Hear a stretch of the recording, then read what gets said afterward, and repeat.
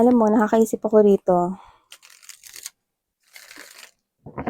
ng, alam mo yung ano, parang notebook na may mga square, parang checklist, no? Pero yun ay parang planner. So, there could be something here that someone is planning at hindi lang isa, parang marami siya ritong pinaplano. At yung mga plano na yun, talagang nakatakdang isagawa niya. Ibig sabihin, meron ditong person na posibleng naglilista ng mga planong gagawin niya involving a situation here with you. At nakikita ko rito na pag-i-effortan niya yun, no? Nakikita ko siya nagiging detalyado rito, no? At very porsigido. Yan. Alamin natin kung sino yan at kumuha pa tayo ng iba pa. This person here is also lumalabas, no? Na isa siya ritong maaasahan, no? Parang isang friend na maaasahan, ganun yung energy. But this is more than friend right here. Or this person here wants more than friends with you. Let's see.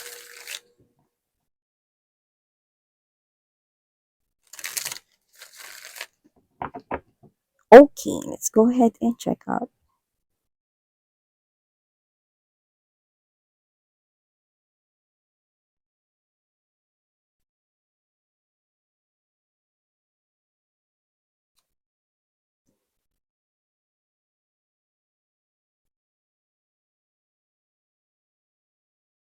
Oh, I see. Kaya pala mga babes, no?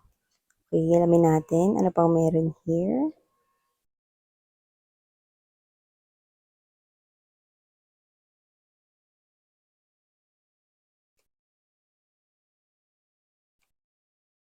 Oh, okay. Interesting. Oh, mas interesting. Pinagsasabi mo, miss yan. I'll explain, okay? So, bago ko ipaliwanag yan, no, let me just greet everyone. Hi and hello new subscribers. By the way, my name is Yan. Welcome, welcome. At sa returning subscribers, thank you so much for the warm love at support ang binibigay niyo po sa akin here. Yan, no, mayroon tayong other channels, no. Kung gusto mo ring tumambay dyan, ang mga links ay nasa description box. So, yun yung mga babes, no? Wala tayong gender here ba? Lalaki, LGBT, lahat kayo welcome. At meron rin kayo ritong free will, malaya kayong gamitin yan, no? Timeless din po ito, so pwedeng tapos na or nangyari na sa iba.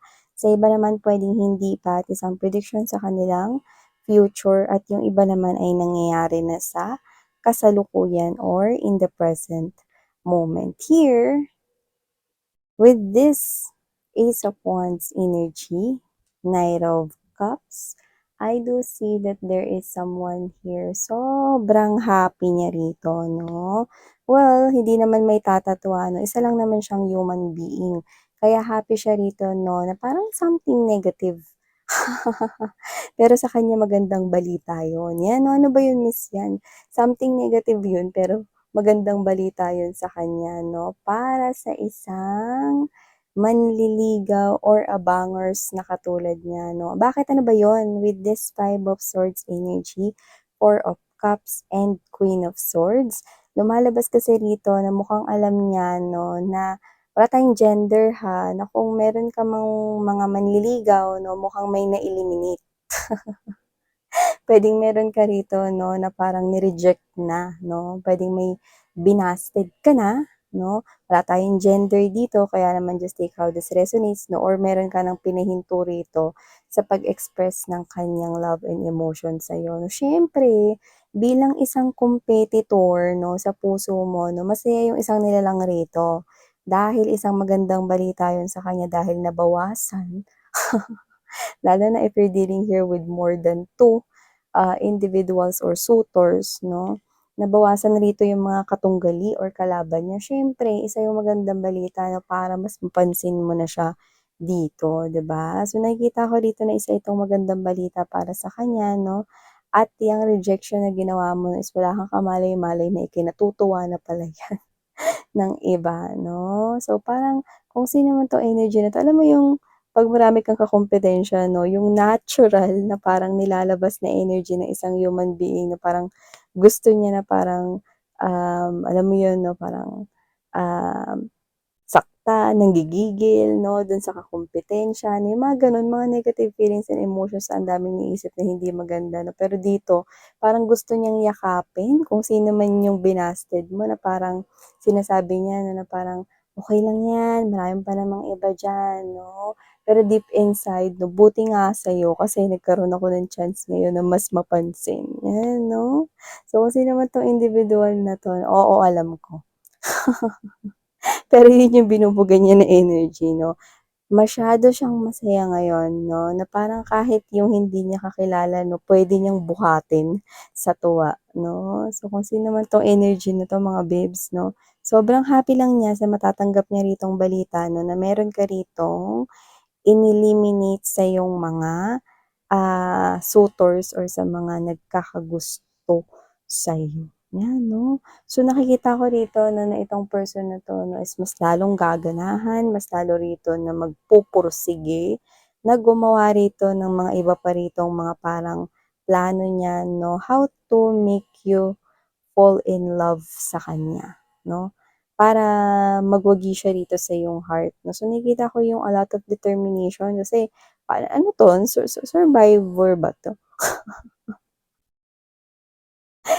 'Pag mas lalong kumukonti na yung mga kalaban niya 'no, mas lalo siyang na-e-excite, gano'n yung nakuha ko rito. Kasi parang feeling niya kapag may nire-reject ka na manliligaw or nagkakagusto sa'yo 'no, tapos alam mo rin na may gusto siya sa'yo rito 'no, tapos hindi pa siya nai-eliminate, siyempre ngiting tagumpay 'yun 'no, kasi hindi siya nasasama sa mga nominado 'di ba? Nagse-stay pa rin siya rito. So yung iba doesn't have to be na marami kayong ka-deal, pero maaaring yung iba sa inyo 'no, puwedeng yung dalawa lang ka-deal ninyo ta's yung isa ineliminate mo na 'no. Siya kahit hindi niya alam 'no na kung may gusto ka ba sa kanya or nafo-fall ka na sa kanya 'no, as long as hindi mo siya rito bina-busted or hindi mo siya binibigyan ng straightforward na answer na tumigil ka na sa ginagawa mo 'no, mas lalong lumalakas yung loob niya rito kasi iniisip niya baka like mo din daw siya, 'yan 'no. Ilan man ang ka-deal mo rito or kahit dalawa man ang ka-deal mo at isa na siya ron 'no, nakikita ko pa rin na itong tao na 'to 'no is masaya doon sa balitang meron ka na namang tinanggal sa mga gustong kumatok sa pintuan ng puso mo 'no.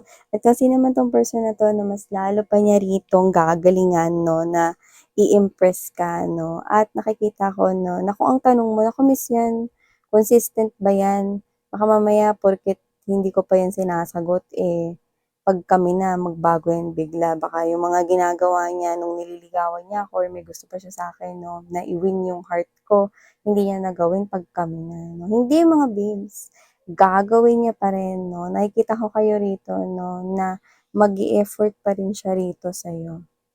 Alam mo kung sino 'tong ka-deal mo na 'to 'no, kahit walang second sorry gagawin niyang meron 'no, dahil sa sobra kanyang gusto.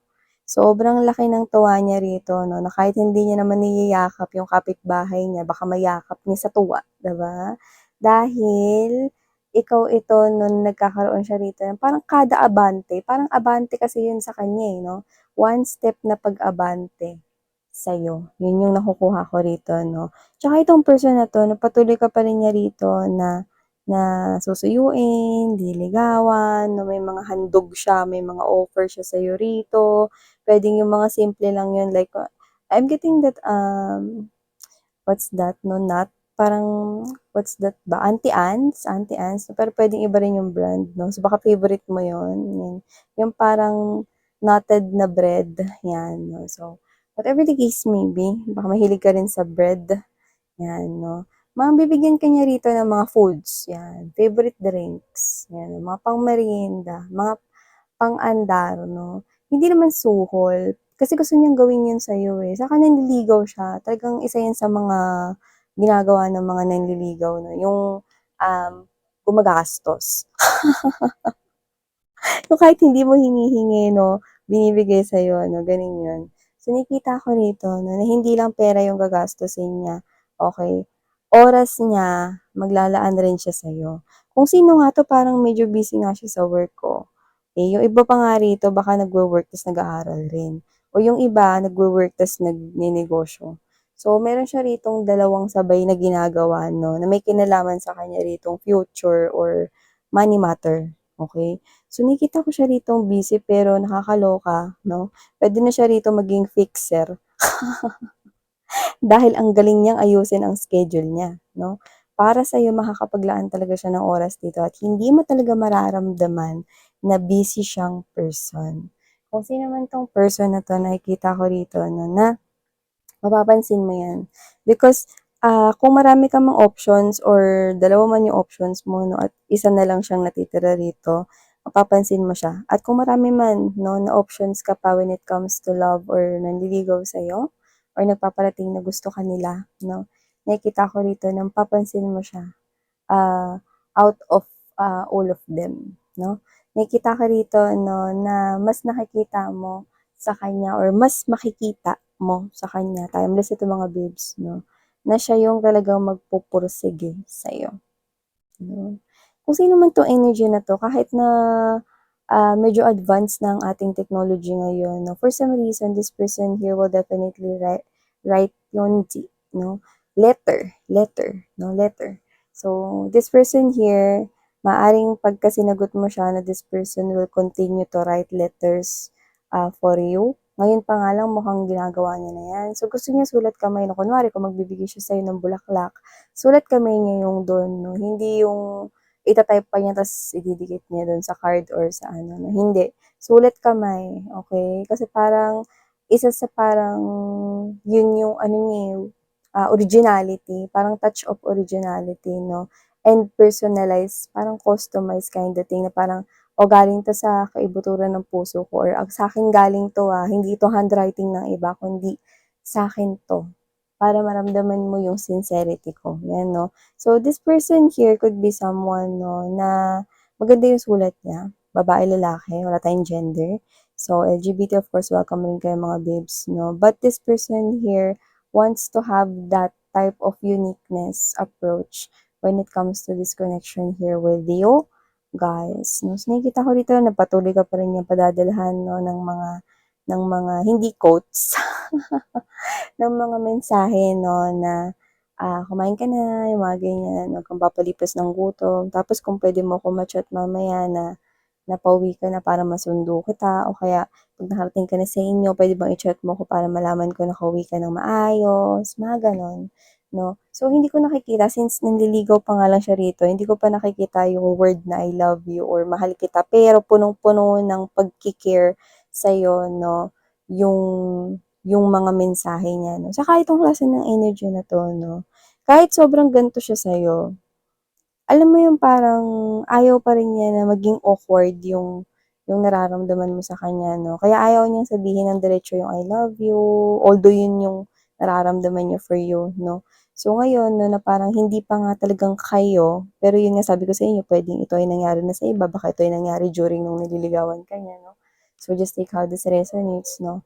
Pero kung sino man 'to 'no, hindi niya yun sinasabi hindi dahil ayaw niyang sabihin, kundi mas gusto niyang sabihin yun sa'yo kapag narinig niya na 'no, na talagang nanggaling na mismo sa'yo na tinatanggap mo siya bilang iyong kapareha or kabiyak 'no, ng iyong puso 'no, taray, kabiyak niyang puso mo, 'di ba? So, kung sino man 'tong person na 'to 'no, nakikita ko rito na busy siya pero gagawa at gagawa siya ng paraan upang maparamdam sa'yo 'no, na importantatious ka talaga 'no. Pero ito yung nakakaloka rito, may something interesting with the Hierophant energy, Ace of Cups, and Ten of Pentacles energy. I mean, Two of Pentacles, pero nabanggit ko yung Ten of Pentacles. Alam naman natin that that is my hitting the jackpot energy 'no. So, ibig sabihin meron dito paparating kung saan makikita mo yon bilang Ten of Pentacles energy. Maguguluhan ka dahil napapansin mo na nga 'tong isa na 'to tapos may darating pang isa. Ganito yung mangyayari diyan, yung darating ba is challenge lang para mas maintindihan mo kung gusto mo ba talagang sagutin itong person na 'to na pinag-uusapan natin kanina pa, o etong bagong paparating ang nakatakda na sa'yo talaga. Alam mo kung ano man 'to 'no, kanina sinilip ko 'di ba, bago ko nilapag 'to dito meron ditong chariot card 'no, kung makikita mo, ilapit ko lang. May dalawa ritong poste. Ano nakalagay? This way, that way. Ibig sabihin, your guides wants you to choose whether to go with this person that we're talking about or go that way kung saan ito yung bagong tao, no? Na makikita mo yung Ten of Pentacles energy. So, ano yan, Miss Yan? Dalawa? Oo, dalawa. At isa lang ang pwede mong piliin, hindi pwedeng dalawa. Maguguluhan ka kasi yung isang person na yun 'no, is makikilala mo 'no, as yun na talaga yun and mapapaisip ka, bakit kung kailan malapit mo na sagutin 'to may papasok pa dun 'no? Isa lang ba yung pagsubok para maintindihan mo kung gusto mo ba talaga sagutin 'tong person na 'to o baka ito naman talaga yung nakatakda sa'yo? Well, here, I'm seeing that your angels and spirit guides wants you to choose. It's up to you. Pero kung tatanungin mo ko if they are good people here, yes, the new one is also a good one coming in into your life. Kung sino man yung bago na darating sa buhay mo, no, whether that person here is someone that you will definitely be with your lifetime here on earth, then that's also possible. You have two good choices na maiiwan rito, no? And I think your angels are giving you the choice. Choose one only. Yan, no? Hindi ba pwedeng dalawa, miss? Hindi. Choose only one, babe. No? Choose only one. Okay. So, kahit sino piliin mo, mapupunta ka, no? Sa taong talagang magiging consistent na magmahal sa iyo. So, thank you so much for your time spent here, sweetheart. Sarang hayo, love, and light. Ano